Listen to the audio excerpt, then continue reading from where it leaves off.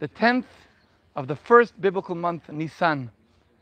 On this day, throughout history, was marked as a very special day. The beginning of the redemption from Egypt. On this day, the people of Israel in Egypt were told to take a lamb or a sheep, which was the deity of the Egyptians, and to announce that they are free servants of the one and only God. One world, one God. Today, on the 10th of the month of Nisan, today on the 10th of the first biblical month, Joshua, with the people of Israel, entered the land of Israel. They crossed the Jordan River for the first time, miraculously, following in the footsteps of Moses, who split the Sea of Reeds, the Red Sea. Joshua crosses the Jordan River on the 10th of the month of Nisan, today, exactly today. So we see in history the beginning of redemption of Israel announcing their worship of God begins on the 10th of Nisan.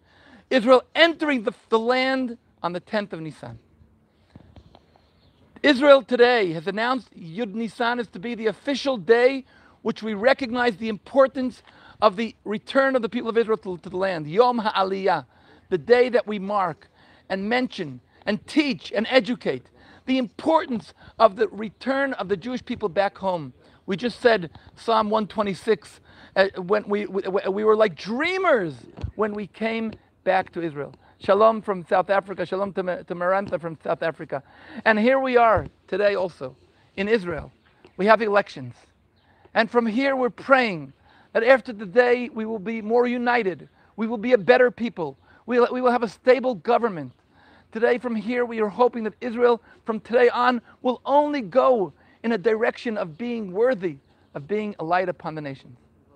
I want to mention two other issues that are happening today. Today we will be announcing for the first time inauguration of the Mo'adon Amitzim, the club for the young orphans and widows in Israel. Those of you who want to support, as I always say, shalomjerusalem.org, you're welcome to support. Today in Jerusalem, from 12 noon, we will be announcing the establishment of the first club in Israel for young orphans and widows. And finally, today, this evening, on the 11th of Nisan, we will be marking the birthday of two great people. The Rabbi from Lubavitch, who was a leader of the Jewish world and of the Jewish world in the diaspora. I think the greatest leader of the Jewish world in diaspora in the past century. And today we have a birthday of a wonderful person, my wife. My wife is celebrating 50 years.